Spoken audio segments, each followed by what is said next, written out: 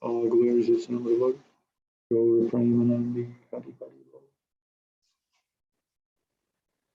So,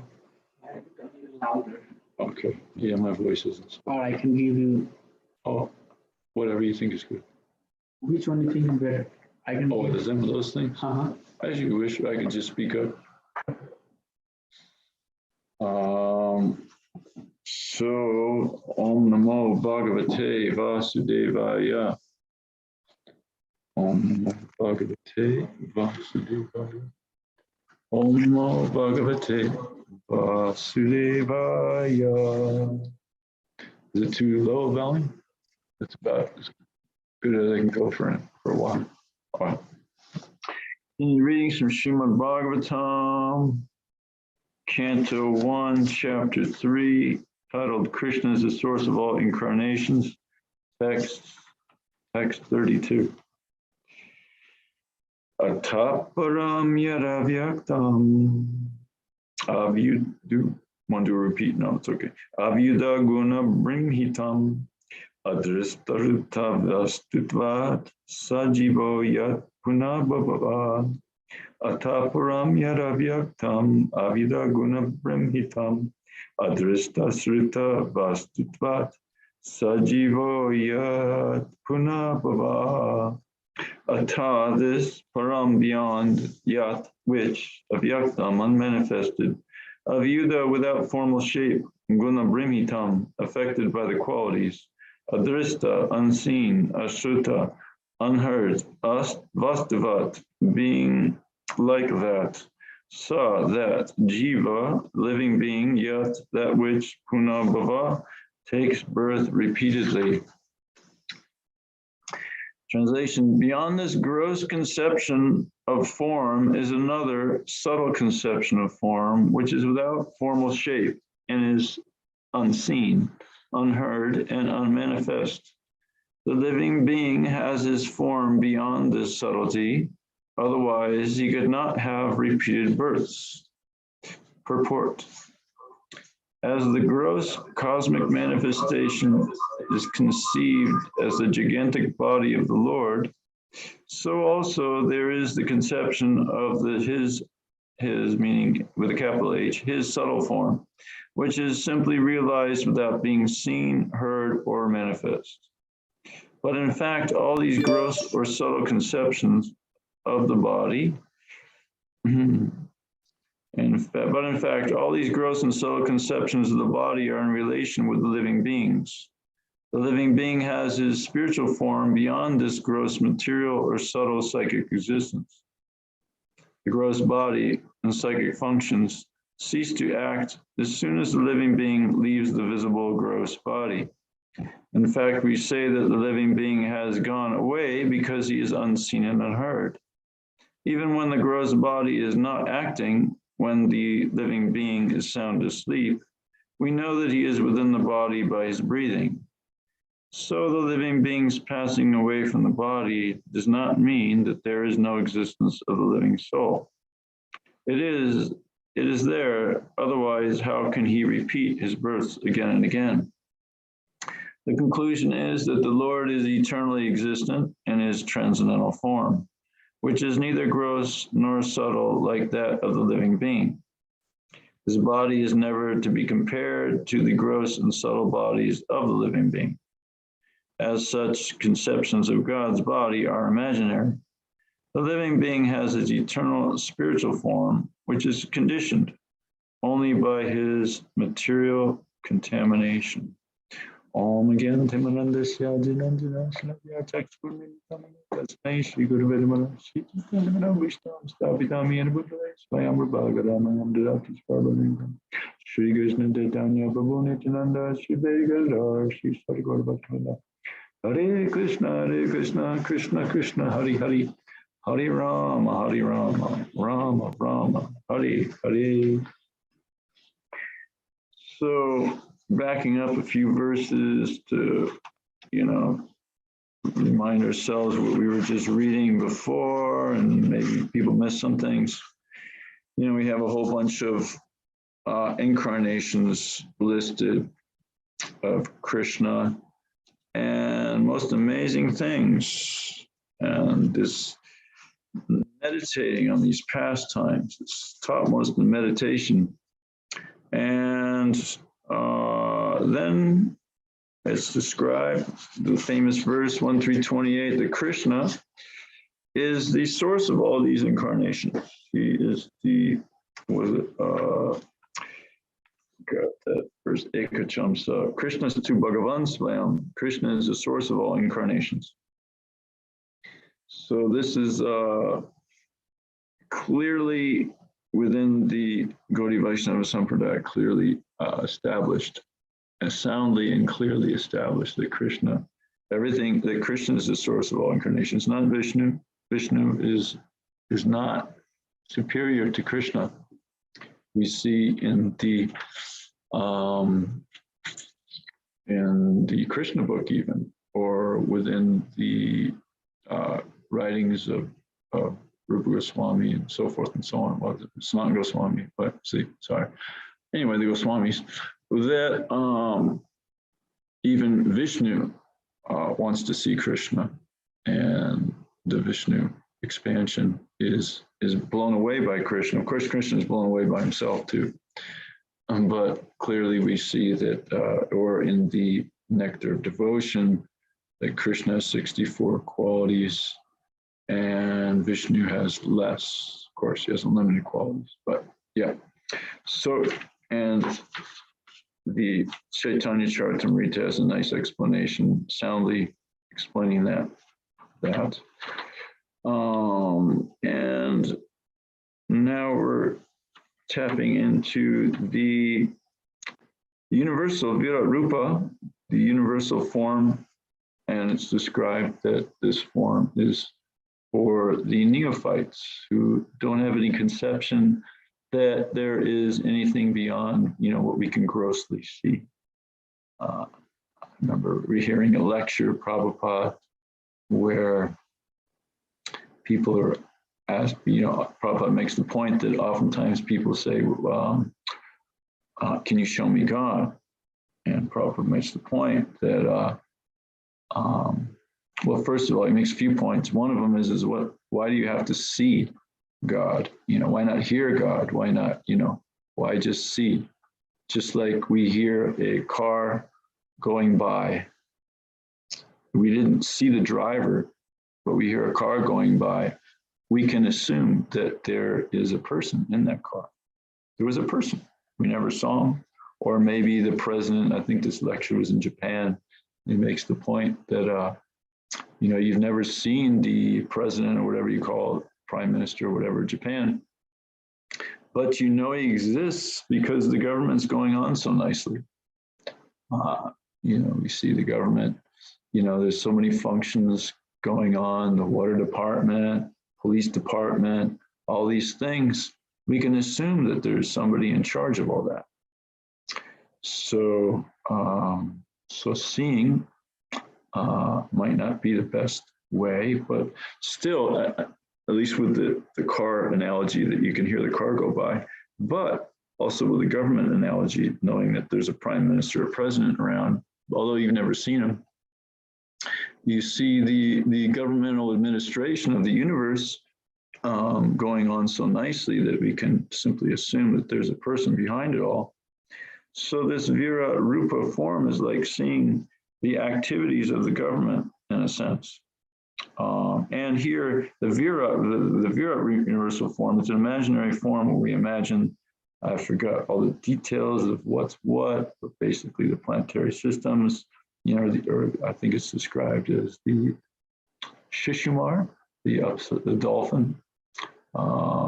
As you know, we just see that all these different aspects, things that you can actually see, or you know exist in the universe, are different parts of the body of the Lord. Of course, we should know that this body is not Krishna, because this place gets annihilated, the universal, it gets dissolved.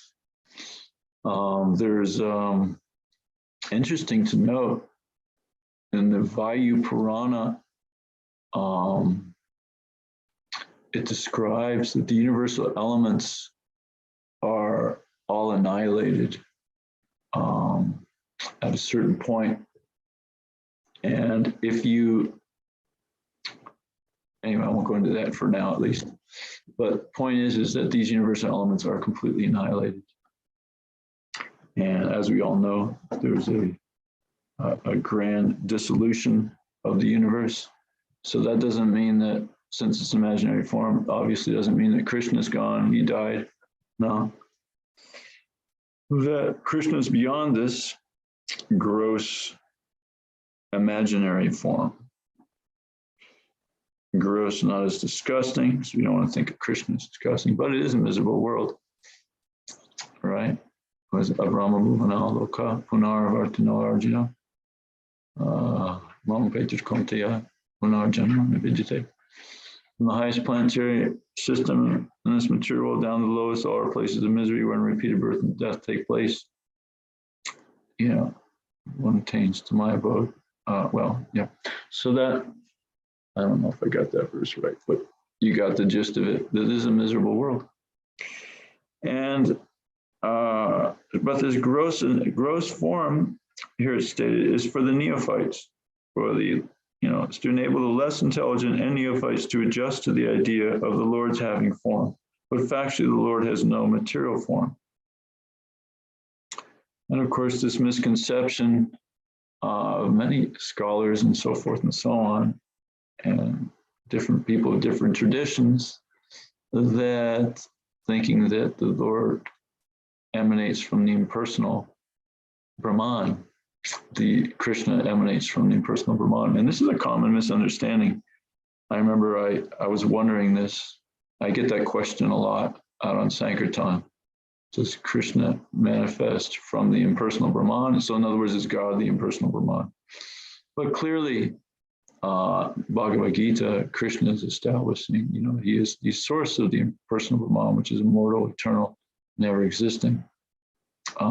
It's just a one aspect of Krishna, whereas the personal form, everything emanates from the personal form, Krishna. All right. So, so going into this a little further, yeah. So the Virat form is meant for the neophytes, and for example, my father was quite a thinker. But the farthest you can go with thinking, just thinking, mental speculation, is the conception of this impersonal concept of the Lord. And as far as he went was, he basically became a pantheist. And anyway, a little bit of study, of course, who knows with, further study, but at least at one point, Einstein was a pantheist, it's stated. So a lot of smart thinkers, they become pantheists. They see everything as God. Of course, the Vaishnava sees everything as God too, but not in the same sense that the pantheist sees everything as God, in the sense that this computer, this body, everything actually is God, in the sense, not that he has his own personal form.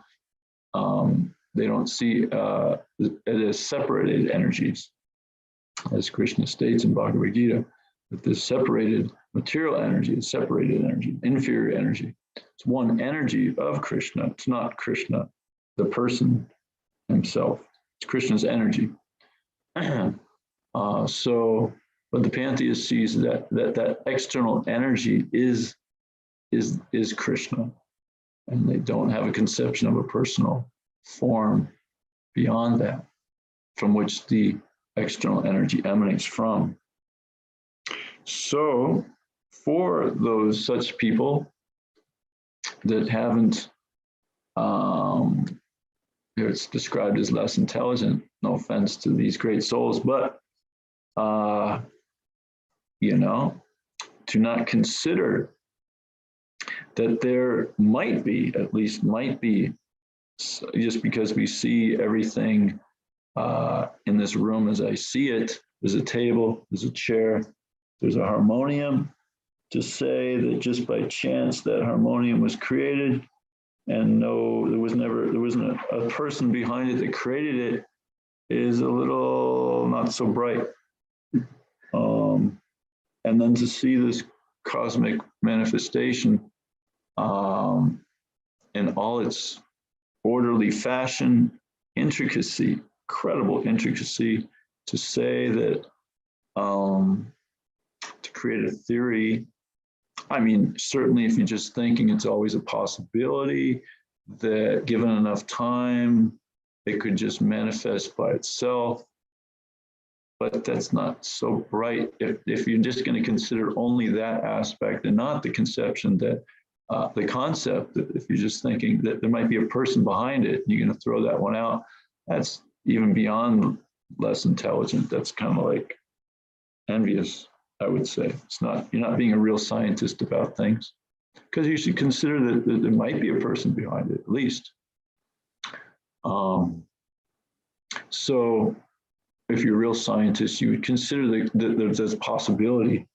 And then if you consider that there is a possibility behind this cosmic manifestation, then you can consider that, well, did this person provide any means for which we can identify that person? Because certainly that person who created all this, including our material bodies and our subtle bodies, mental bodies,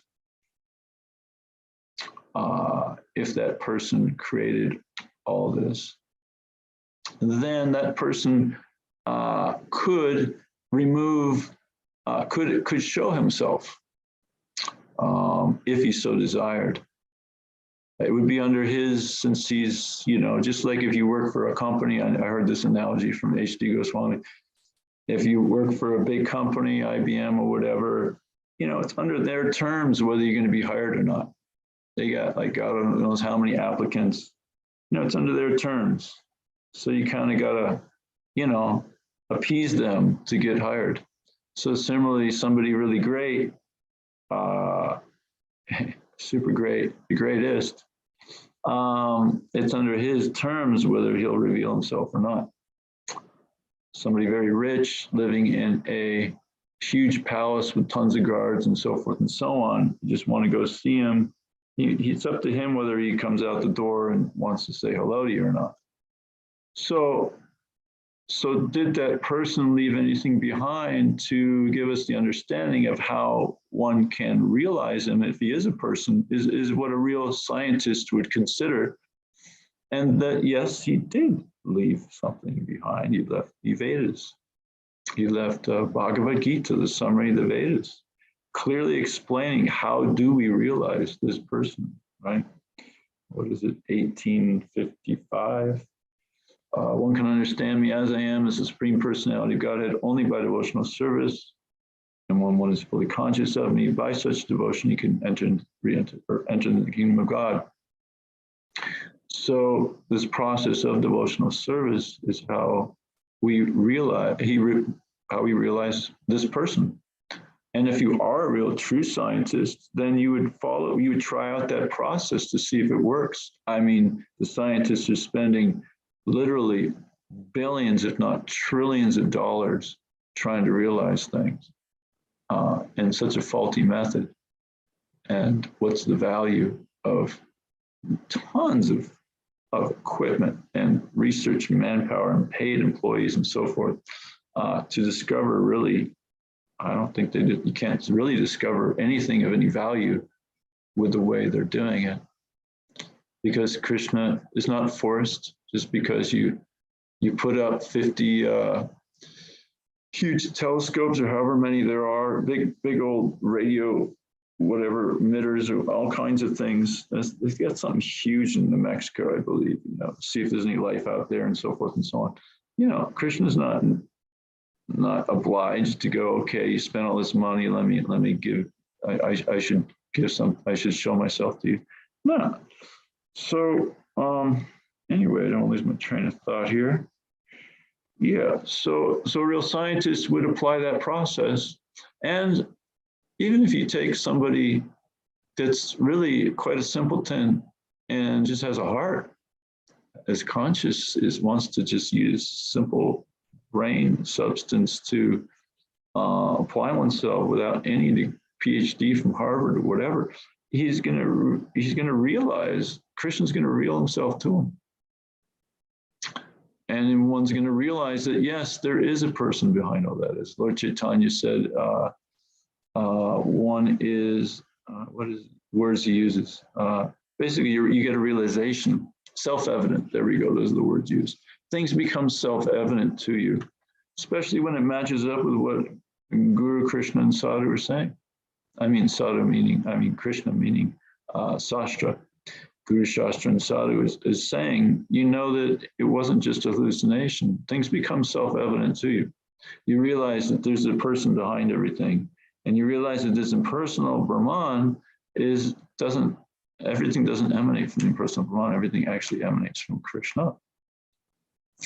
Krishna's tu Bhagavan Swayam, and the Vedas are correct. So that's why it's stated the less intelligent and neophytes. So just seeing materially, so it helps them advance.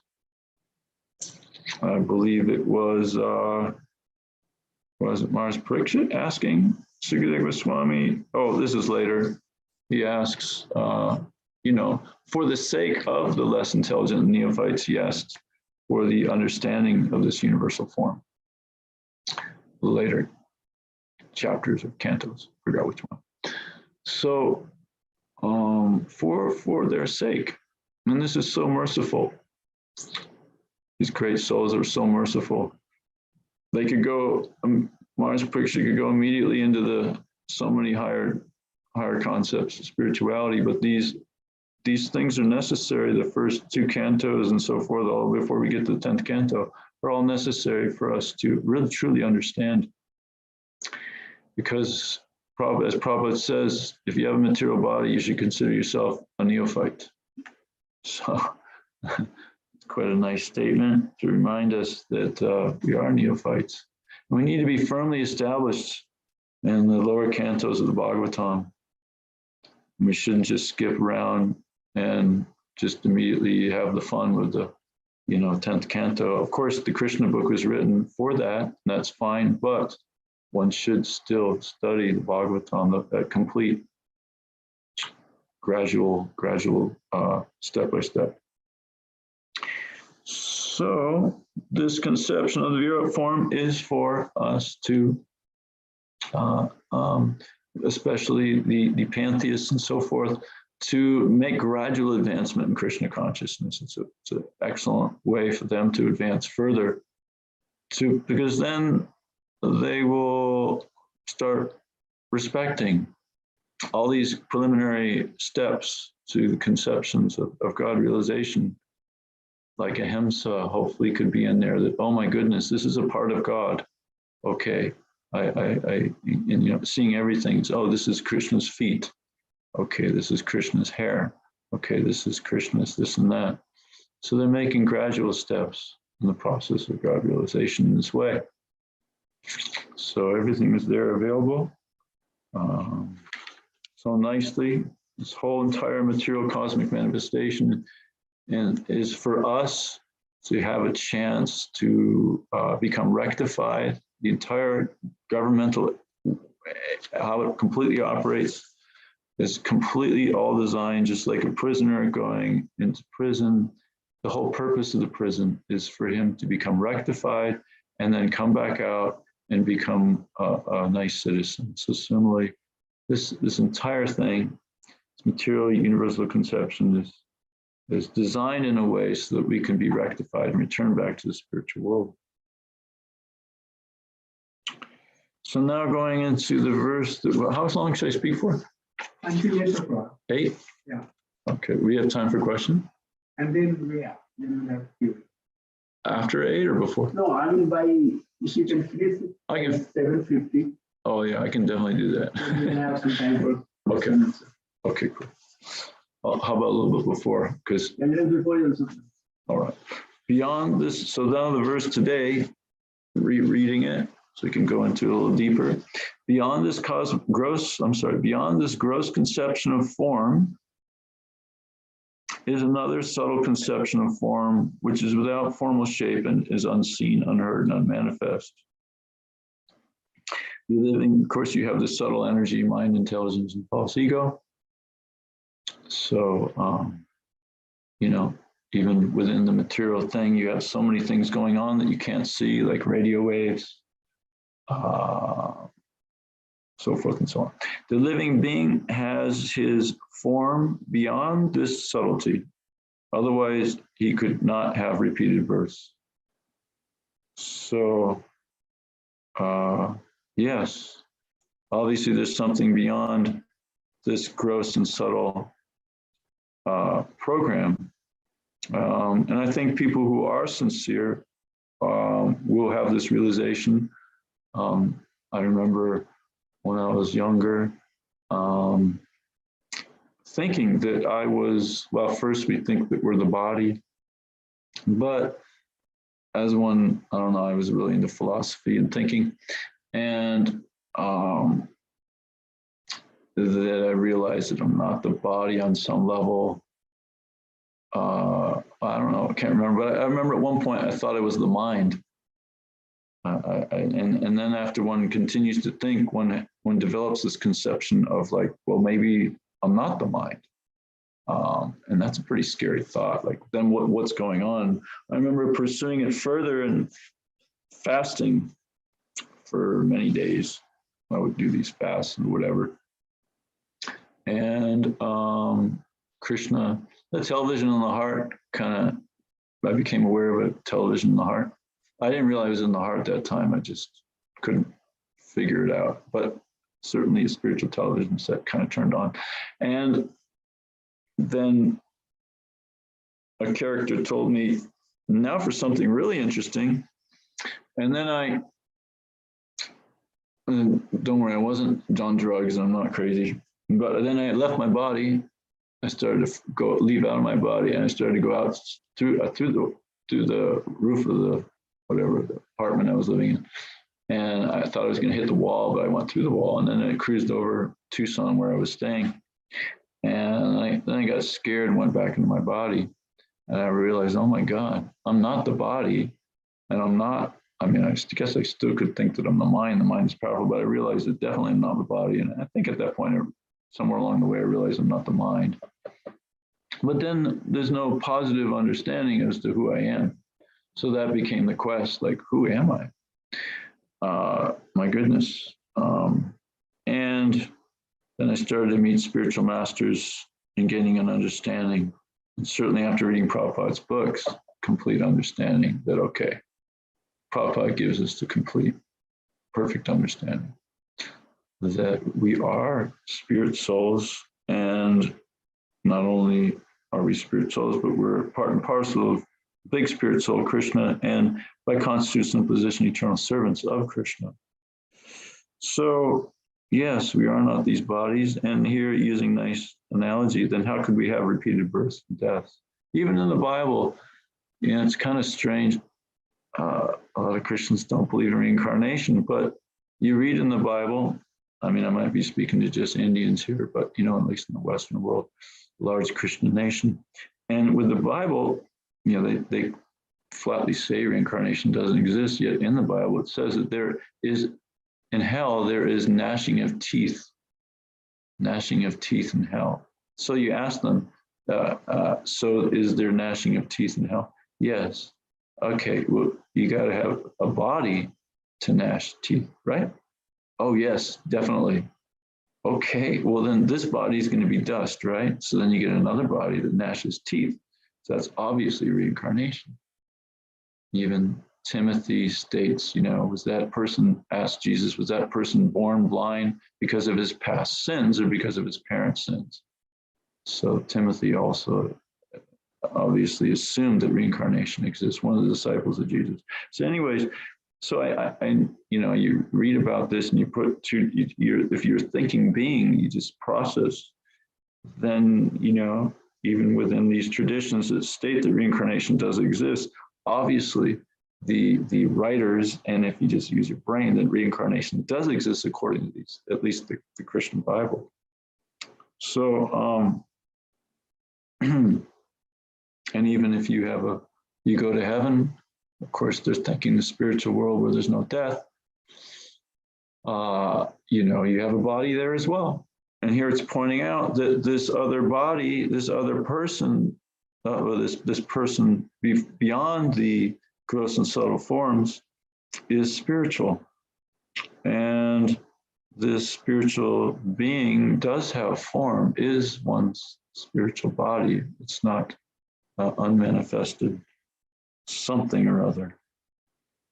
So going to the purport again, as the gross cosmic manifestation is conceived as the gigantic body of the Lord, so also there is the conception of a subtle form, which is simply realized without being seen, heard, or manifested. But in fact, all these gross and subtle conceptions of the body are in relation with the living beings. So we are imposing our minds, our conception of things onto Krishna here with the universal form, because the universal form is imaginary. So we have the gross body that we're covered in, and this gross body of the material dimension. Of course, Krishna is beyond that. He never is subjected like we are to the material energy. The living being has his spiritual form beyond this gross material or subtle psychic existence. The gross body and psychic functions cease to act as soon as the living being leaves the visible gross body. In fact, we say that the living being has gone away because he's unseen and unheard. Even when the gross body is not acting, when the living being is sound asleep, we know that he is within the body by his breathing. So the living being's passing away from the body does not mean that there is no existence of the soul. It is there. Otherwise, how can he repeat his birth again and again? The conclusion is that the Lord is eternally existent in his transcendental form, which is neither gross nor subtle like that of the living being. His body is never to be compared to the gross and subtle bodies of the living being. All such conceptions of God's body are imaginary. Right. So, yeah, I think I went over all that. And that's the problem with the Mayavad philosophy, thinking that Krishna also, his body and so forth, is Maya as well. And this is quite offensive. And yeah, the living being has his eternal spiritual form, which is conditioned only by his material contamination. So I mentioned all that as well. Actually, is it okay if we open up for questions now? Because I kind of like to throw a lot of that. And then if something comes up, I can always speak more. Yes. Yeah, if that's okay. So translation repeated, beyond this gross conception of form is another subtle conception of form, which is without formal shape and is unseen, unheard, and unmanifest. The living being has his form beyond this subtlety, otherwise he could not have repeated birth. And open to any questions and so forth. Now at this time, if not, there isn't any, that's cool too. I could speak more if need be. So we can give some time to see if there's any question. Sure, yeah. Hare Krishna, sorry, I forgot to introduce. So today we have a guest speaker. His Grace Prameshwar Prabhu. And as all of you know, he has been here multiple times. Prameshwar Prabhu is a dedicated book distributor. All the time he is on his, van going from USA to do for the book distribution. So I'm happy to have him today with us. He's disciple of His Holiness Raghunath Swami Maharaj. So we have some time here and we'll take the time to see if there is any questions around anything we spoke, or even if there is anything beyond the scope of what we just discussed. And then we'll have some discussion. So we have sufficient time. Please ask the questions. We expertise in book distribution. So also if anybody has any question related to that also, Sure. definitely ask. Thank you.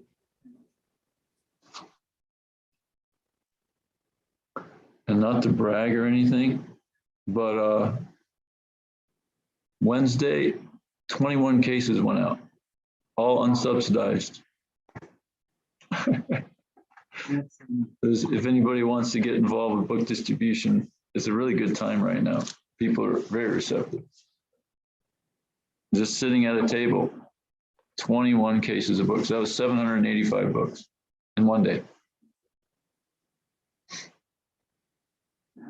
That's really. So what was that place? Now is the University of Indiana in Bloomsville. But they're all, I usually average about, I'm probably averaging 10 cases a day. That was a special day. No, just school walking around, put up a table where the, busy party campus.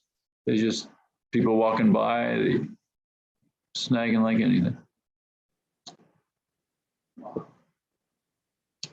Yeah, or you got Diwali coming up. That'd be a good time.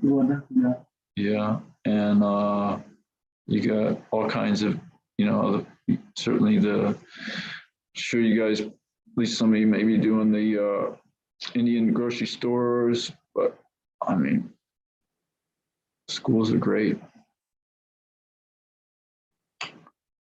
Yeah, I should have related all this with book distribution. It was a little challenging in my mind to do. I'm sure I can do though. Yeah, actually with book distribution, the nice thing about book distribution is Prabhupada said so many nice quotes where Prabhupada's saying that most important activity is book distribution. So, and here's, oh no, it's not. I have that small one where Prabhupada is talking about that small book. Oh, okay. One is basic.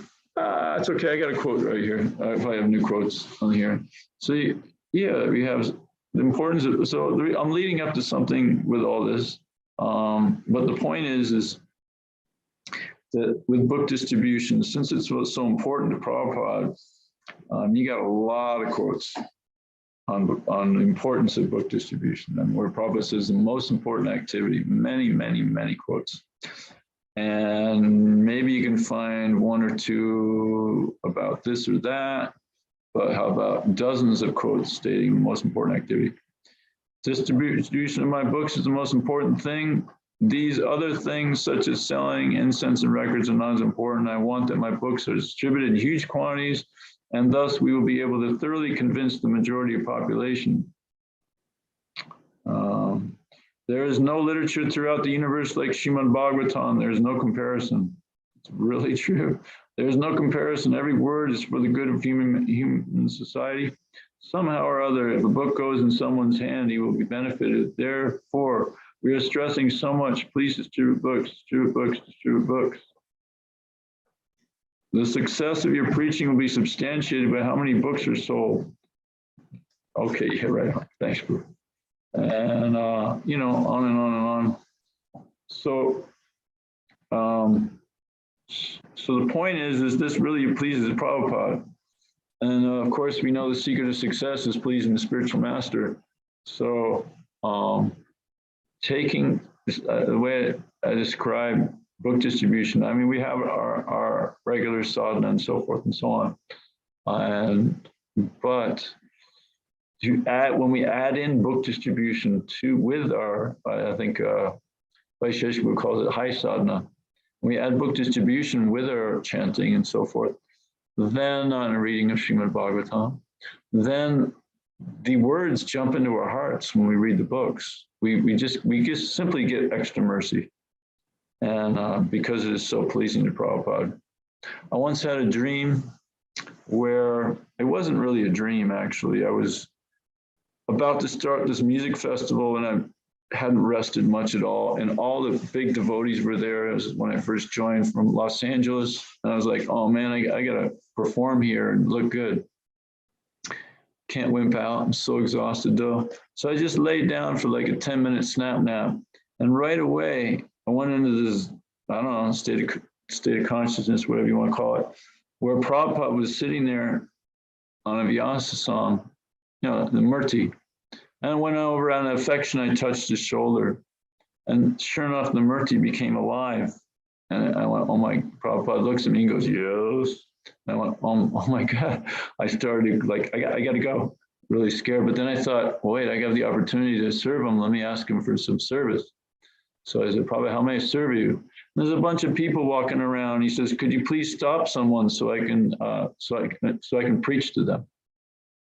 So I tried to stop people, but I was so new that I had trouble stopping people that were already moving. So I said, Prabhupada, if we can go somewhere where people are not moving. So we're walking together. I remember when I was walking with him, it was so cool to walk with Prabhupada. Like, wow. And then there was some guy sitting down, and the guy saw me, I guess, from earlier and says, hey, are you the guy with those books? Do you have a Science of Self-Realization? I'm like, yeah. I gave him one, and then I asked him for a donation, and he gave me a couple bucks. And then like Prabhupada's right next to me. And I leaned over towards him and I said, you know, there's this incredible spiritual master that wants to take some time out with you, you know, and talk with you about this. And he looks up at me. He first of all, the guy's reading the book, and he looks up at me like I'm a complete disturbance in his life. And I'm going, why are you so disturbed at this? You know, and then he just goes back into reading his book. And I'm like, okay. And then I turned to look at Prabhupada, and Prabhupada vanished. I didn't see him anywhere. I mean, even if he ran full speed, I would be able to see him. You know. So then I realized that Prabhupada's in his books. He states that somewhere. Prabhupada's in his books, and he wants to preach to people. So upon waking out of that snap nap, that was just like 10-minute snap nap, I got up and was so fired up to distribute books for the weekend.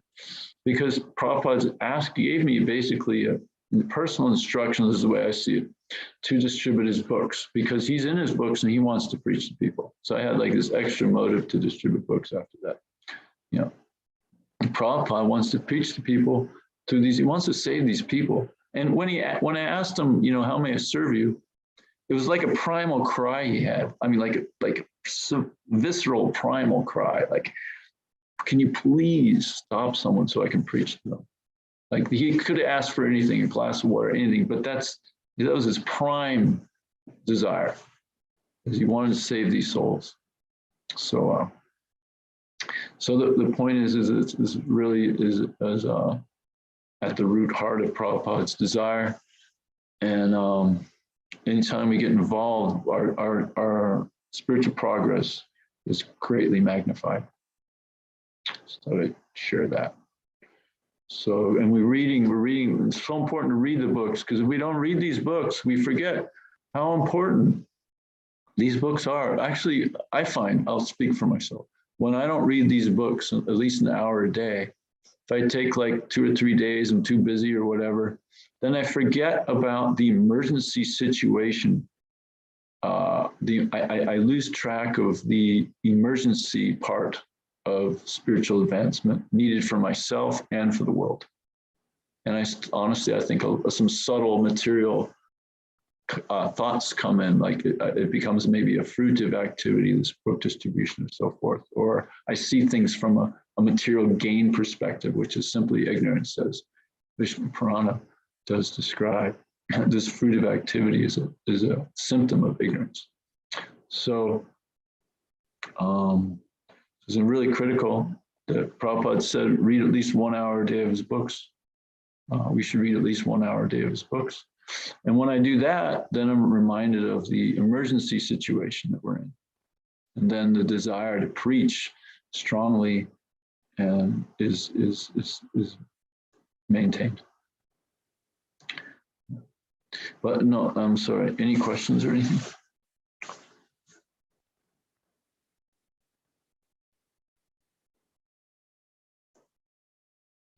No.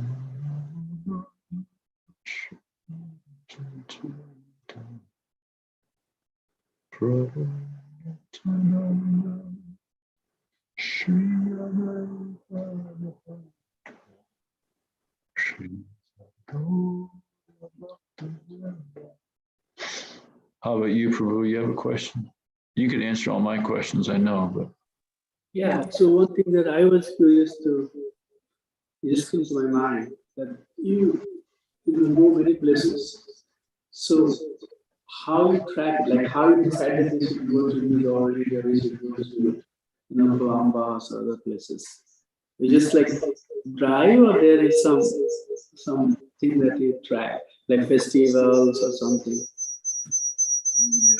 You work, basically, once schools are open, fall and spring semesters, those are always really good opportunities. And I mean, now with the tables, I'm doing 4 times as many books as I did walking around. So they're actually better than these music festivals. And music, or at least equal. And with the music festivals, you got to pay for a ticket or so many other things. It just complicates it, makes it really more stressful.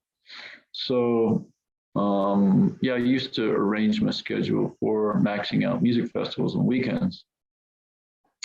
But now I'll arrange my music festivals, I mean, my itinerary for going to big events, maybe, for also summer. Certain national parks are really good too, setting up a table in national park, national monuments. So I kind of arrange my schedule for that, or for the winter break distribution, going down south, weather, and working in Walmarts is fun. And when the winter break during Christmas time, yeah. So just kind of arranging for all that, and just usually just pop into the school a day or two, and then move on to the next one. Give everybody a chance. There's hardly any traveling book distributors now, so whole country's pretty much open. And yeah, if anybody wants to join, let me know. We could definitely use more distributors, but at least I can give everybody a chance. I set up the sign, and if anybody's interested, thousands of people maybe see that sign, and the interested ones will come by. So at least I give people a chance. Of course, we'd like a more in-depth thing. We'd love to have preaching centers at every one of these campuses, and even like some of the people who have been around a lot longer, like the Catholics or whatever, they have a building right next to the like a church right next to the campuses. And that would be nice. Future Christian consciousness could spread like that. That'd be great. Yeah. Hare Krishna. If anybody has anything before we get up today.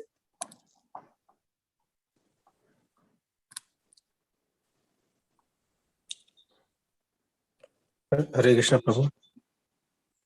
Hare Krishna. Prameshwar, Prabhu, you want to mute? We are hearing echo. Don't mind. Hare Krishna, Prabhu. I have a question, Prabhu. Thank you for nice class, Prabhu. Question about book distribution. Like I think now with technology, everyone tries to read online and hear audiobooks. Like, do you see any challenges with hard copies distribution, Prabhu? Zero problems. Really zero. Maybe 2%. Occasionally you get people going, well, I just read on my Kindle. And I mean, rarely do I get that. Maybe the older generation, a little more, maybe more than 2%. Maybe more like 8% is an issue with online reading. But that would be about it, actually. Maybe 2% with the students and 8% with the older people. It's like when I go to national parks, maybe as much as 14% with online reading Kindle stuff. That would be the maximum, I would say it is, at least right now. And if you look at the book scores in North America, I mean, we're doing huge. Our techniques have improved. Yes, that's there, but Prabhupada says you always have customers for my books. And it's amazing how magical this is. Really, it's a magical thing. It's definitely not, you can't see it from a material perspective. Krishna wants these books to go out. Prabhupada wants these books to go out, and they go out. And somehow people just take like anything. So I see, yeah, about those percentages of an issue. That's about it. Yeah. And the future, I don't know how it's going to go. But I get a lot of people saying that they like books over, I mean, I love reading books, although I read on my phone almost all the time, but book reading is so much nicer. Anyway, I don't know if that answers your question or not, but we do know that online's super duper. Also, Mahotsa Prabhu, who's a super great book distributor, he did online in last month. And he I think he broke the North American record for books distributed in 1 month with simply distributing, I don't know how many sets of Bhagavatam. Like in 1 day online preaching, he did like over 30 sets of Bhagavatam, I was told. I mean, that was 17,800 roughly book points in September. That's just huge. I was told, all from calling people, distributing Srimad Bhagavatam to them. But that's not even online. I mean, that's online preaching of the book, you know, the set of the book form is going out. So online is definitely an option to work with. But honestly, I mean, maybe I'm wrong, but you might run out of customers to try to call to get those Srimad Bhagavatam sets out, at least in North America, maybe not in India. But certainly this one-on-one preaching opportunity without, you know, using only electronic you're doing is for funds. Maybe 75% of the funds they bring in is all electronic these days. But as far as reading electronically,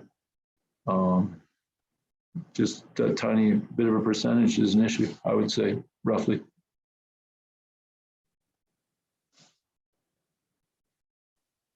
Thank you, Prabhu. Thank you. Hare Krishna.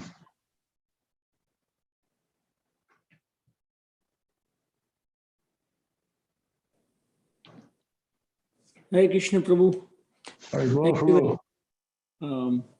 Please accept my humble obeisances. Thank you for the wonderful class this morning, Prabhu. Thank you for stressing the importance of reading to stay grounded. You know, Prabhupada's recommendation of reading at least 1 hour a day. It's a very nice application I am taking for myself. I don't get to do it consistently, because of Ramacharya Prabhu setting up a reading group for us. We're all doing some reading every day. That has been very helpful in staying grounded. So thank you for sharing your realization on that. Prabhu, I have a question about when you were talking about the scientific understanding and how the scientists are not able to, they're not giving themselves a chance that there's a creator behind everything, and they're just looking at the other side and not getting spending all this money and not getting a full idea of what is this creation, right?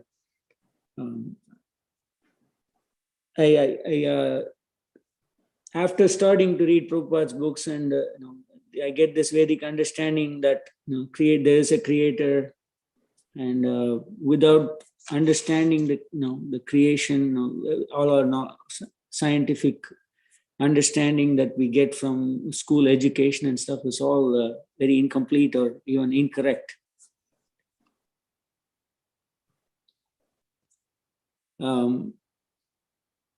But now, on the one hand, that the understanding of the Vedic cosmology is so difficult or very complicated for me. But we also do see scientists are able to explain a lot of things with the planetary systems and the movement of the orbits and predicting of eclipses and so on and so forth. So I have always this difficulty of, we have the Vedic understanding of, this is all incorrect, but then we also see some of the things that scientists are able to predict. I'm never able to put those two, it's kind of contradicting to me. What would be your thoughts on that, Prabhu? Yeah, that's a common one for people that have some material education and so forth. I mean, I got my degree in earth science, so I can completely 100% relate. I mean, I got quite a family of material education people, father degree from MIT and so forth and so on. So, yeah, that is an issue. I mean, I've thought quite a lot about this, and with the limited amount of depth of study I've gone into with the Vedic understanding, in all honesty, I mean, I'm not Dhanavir Goswami's caliber of research, with all his books or many others. So I don't have all that underneath my belt. I've been distributing a lot of books. So not knowing that in depth, I just kind of put it on the shelf and hope one day more pieces of the puzzle put together. But we do know that the Lord Chaitanya made it really clear that the Vedas are perfect. Vyasadeva doesn't have defects. So, yeah, from there, I don't know what to say, but I can say this, that I don't know many devotees know about, that nice devotees in Ypsilanti area, scientists and people from University of Michigan, graduate and so forth, have found that in an 1880 something copy of the Vayu Purana, which you can see at Oxford, Harvard, places like this, many different universities, they have that, and microfiche or whatever you call it, photocopied. The dates are listed in that predicts, that actually states the origin of the quote unquote Big Bang, origin of the universe, and origin of the solar system, and the time that the major extinction took place, all match up perfectly with what the modern scientists have found with their billions and billions of dollars worth of research in today's thing. So I think they have a book, something like Scientists Finally Catch Up with God or something, with the Vedas or something like that. So and that's if you take, sorry, it gets a little complicated. That's if you take, what is it? Sridhar Swami makes a point that you have to double numbers, certain numbers, and that's the accurate thing. So, so that's doubling everything. They get the exact amount. So back in that time, 1880, if you look at the scientist estimation of those numbers, it is like way different from what it is today with all the research. So basically, as they sent this information to scientific journals to have it published or whatever, they're responding back, sorry, this is impossible. Recheck your math. Your math must be wrong. So we are seeing that honestly, at least the people in charge and following the system of the people that are in charge or whatever, they're not being scientists. Simple as that. Because why don't you consider this information just as you consider all sorts of things? Why is it what do they call it? A deck of cards that's weighted, you know, that's pre-planned for some motive and playing it, you know. So yeah, but as far as all, yes, I mean, look at this iPhone, what it can do. It's absolutely amazing. But limited information, limited knowledge. And yes, the Vedic understanding regarding the cosmos. Honestly, I've had some conversations with Dhanvir Maharaj about this. And I need a lot more of those to really be able to comment further on this. And so I just put it on the shelf and not worry about it. I mean, honestly, that aspect of Krishna consciousness isn't even necessary for us to solve the problem, which is going back to the spiritual world.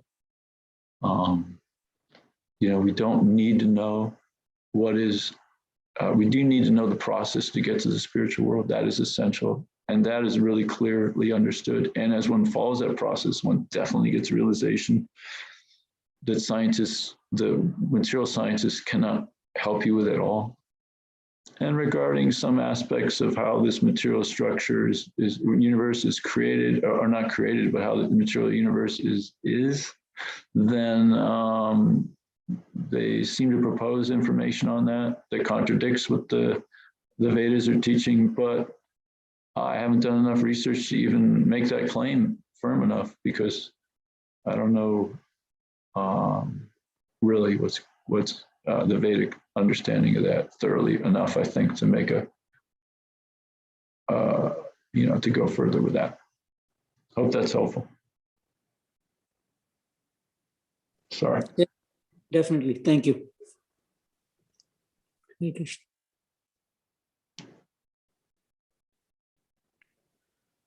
Hare Krishna. So it is done here.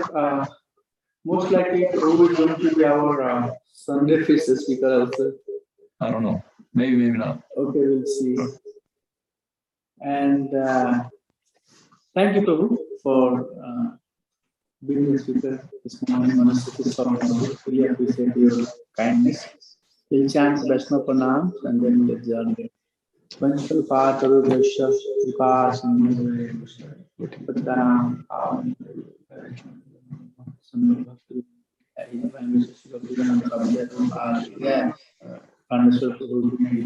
Thank you, Hare Krishna. See you all. Dandavat Hari Bol.